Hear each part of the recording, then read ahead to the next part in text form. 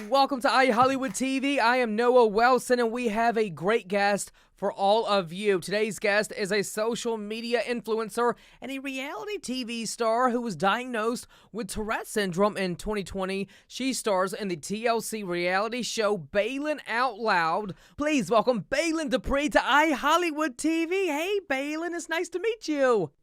Hi, it's so good to be here, and it's so nice to meet you too. Thank you for having me. So let's go ahead and jump right into the conversation here. So, Baylen, being diagnosed with Tourette's shortly before your 18th birthday, what was it like growing up as a kid, having something like this, but not knowing what it was? Difficult. Not knowing what you have or what's going on with your body is hard to untangle as a child and as a kid, but the way that I grew up with my condition is it manifested itself when I was around 6 or 7, and then my tics went away and came back when I was around 15, 16. So I don't really have a lot of say in kind of the in-between gap of childhood where it interfered with me because um, I didn't really have that affecting me at the time, but I also grew up as a young child that was different. My mom always knew that I was different. My teachers always knew that I was different.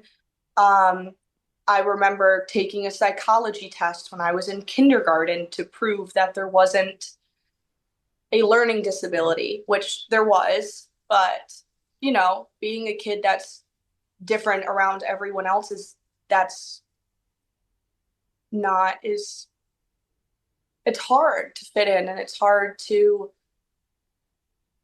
not question yourself. Hmm. It's very difficult, Yeah. especially when you're trying to find friends and you're trying to fit in, and there is kids that are brutal and there is kids that are mean, and Hmm. it's just kind of learning to navigate.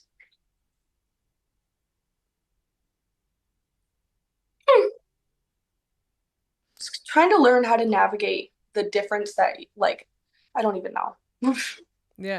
I mean, It's just hard.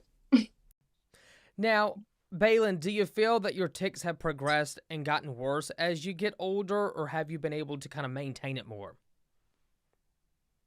I would say about 4 years ago they were at its worst. Their worst. Like, my parents were feeding me. I did not want to be alive.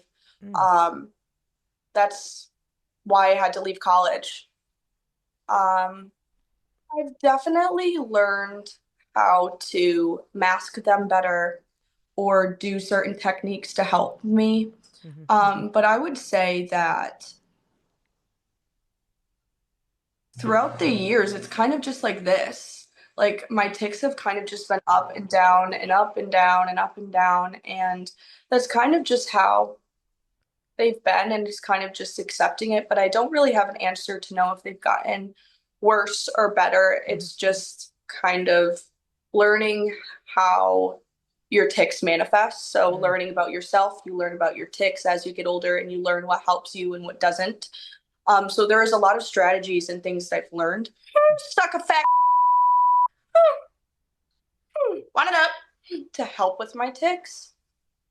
And there's also ones that I've learned that don't help. But I would say for the majority, my ticks over the years have been better than where they were 4 years ago. Hmm. Bitch. Yeah, it has its ups and Mothers. downs. Yeah. So, Baylen, do you try Suck to a fat. avoid certain situations from setting off your ticks? Yes, of course. Going out in public is tough. Mm. I'm going to be completely honest. And through my social media, I like to project positivity in the things that I want to share Mm. with my condition. And there's a lot of times where I am absolutely frightened to go out in public. I mean, I will not leave the house. I I won't. And there's certain days that those type of environments set my ticks off too much. So if I wake up and I have a bad tick day, I'm not leaving the house. Mm. But with the example given the other day with my ticks being bad from going and doing all those things, the rest of the day I decided not to leave the house because I couldn't. And that's one thing that Colin helps me realize as well is Baylen, you're overdoing it. You're Mm-hmm. overdoing it. Like, I know you. I know how this is going to go. Like, we just need to go home. Like, you just need to be at home with the dogs. But people make it worse in public. Like, when people stare and people say things, it makes my tics worse and makes me have more anxiety, which makes my tics more active. But all in all, like, sometimes leaving the house is absolutely terrifying to me. Mm. Hmm. Now, Baylen, your number one goal is to move out of your parents' house. We see that throughout the first season of the show. How challenging is it for people that are living with Tourette's to try and live a life on their own? I'm sure it is absolutely terrifying to try to live on your own and try to start over Mm-hmm. and be in a new place with no friends, no family, just you in the state. It's absolutely terrifying. And I Mm-hmm. can only like imagine like moving out of your house, but on top of that, also having Tourette and also trying to navigate like what and when and where and how you're going to do this. Um, and to other people with Tourette that are wanting to move out, that they don't think they can, you can. Mm-hmm. You can. You can do it. I mean, I there's a tremendous amount of things to learn about yourself and to learn about what you can do and what you can't do. And you have to be a little bit uncomfortable to grow. And some of the best things and some of the best resources and some of the best things that I've learned came from within and came from myself instead of living at my parents' house or being at my parents' house. Because you have to learn how to grow by yourself. Absolutely. Because how else are you going to be able to take care of someone else, take Mm-hmm. care of a dog, take care of a baby, take Mm-hmm. like you have to be able to take care of yourself. And for the people that are living at home, that have Tourette's, like that's totally fine. Mm-hmm. That's totally fine. Like the world is really expensive. Let's start there. I know, So right? Very so expensive. moving out can be quite tough Yeah, on that exactly. aspect. You have to buy a house, or either you have to rent somewhere, and you're like, oh Yeah, my god, the rent an prices, apartment like, for the mortgage of a house. Like yeah. so I get it. And sometimes people feel more comfort and sometimes people just need to be at home. And Mm-hmm. everyone's path and everyone's journey is at individual times and Yep. comparison is the thief of joy. So I strongly believe that do it when you're right. And you may not know when it's right or when it's wrong or how you're going to do it or how you're not going to do it, but you'll learn a lot about yourself by doing it. And you'll learn a Mm-hmm. lot about how to navigate ticks, how to navigate certain things. Like, and don't get me wrong, I've hurt myself a couple times trying to navigate some things, but I've learned how to do it now. So I give a lot of people grace because Tourette's is difficult and Tourette's is complex. And for other people that are at home with Tourette's, living with their family that are my age, like you got to do what you got to do sometimes. Mm. And you're just at a different point in your life than I am. Like I compared myself to my sister who moved Mm. out before me or who moved out first. Like she was in Kansas at 18 years old as I'm Wow. living at home. Mm. And all I did was compare myself to her. But really, in reality, like my time was not ready. My Mm. time was not there.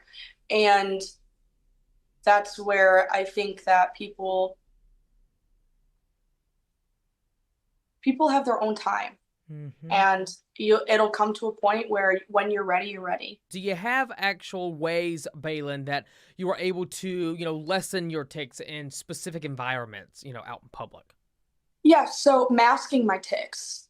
And what I mean by masking is I'm still releasing the urge that I have to tick because without the urge to tick, then we wouldn't be able to suppress our tics, Mm. if that makes sense. Mm-hmm.